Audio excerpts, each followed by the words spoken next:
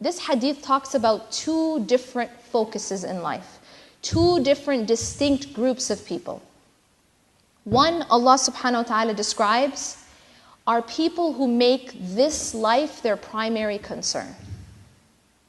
جَعَلَ الدُّنْيَا هَمَّةً, or the akbar hamma, that it's the biggest concern, the primary concern. And Allah says that when you make this life your primary concern, there are three consequences of that, the Prophet ﷺ says. First, that poverty is put between your eyes. Can you picture that for a moment, what that would be like?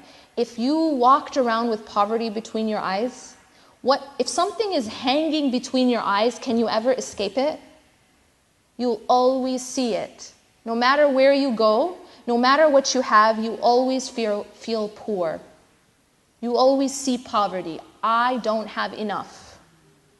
I don't have enough. I'm poor. I want more.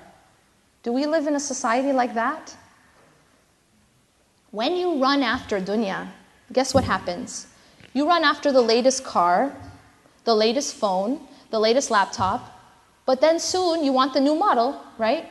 It's not good enough anymore. I need to trade it in, right? We even, we have this attitude about the things in dunya. The attitude is it's never enough, right? It's never enough because you could have gotten that new car, but then soon you want the new model. You got that phone, but then you want the new model. You always feel like you're poor. It never fills you inside. It's never enough for you. And that's because poverty is put between your eyes when dunya is your primary concern. And then another consequence that hadith talks about is فَرَّقَ اللَّهُ لَهُ أَمْرًا, that his matters become scattered. You know this situation of feeling like everything is falling apart, right? You have so many different roles, you have so many different, you're pulled in a million directions, and every time you try to fix something else breaks. You try to please this person is displeased. Anybody ever feel like that? Scattered. You feel scattered. Your matters become scattered. And finally, nothing will come to you of the dunya except what was written for you anyway. So you run after it all you want. Nothing is going to come to you except what was written for you. Of your risk is written, your provision is written. So you spent your effort running after something which was ultimately, all it did is make you feel scattered and poor. Never have enough. This is the consequence of making dunya your primary concern. My primary concern is how I look, what I drive, what I wear, my status, my money, what people think of me, whether or not they like me, whether they approve of me, whether they love me, whether they hate me, whether they praise me or whether they criticize me. That's my concern. Who invited me, who didn't? Who said something bad about me, who's backbiting me, who isn't? This is all we run after. And who has the latest model of whatever.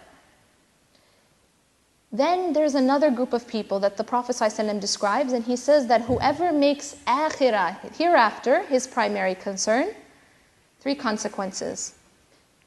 First, contentment is put in his heart or her heart.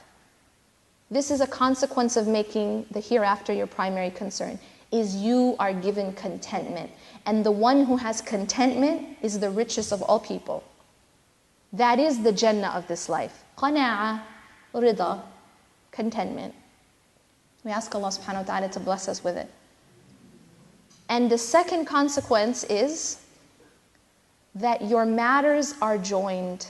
Jama Allahu lahu amra. You know this scattering that we talked about? It's the opposite.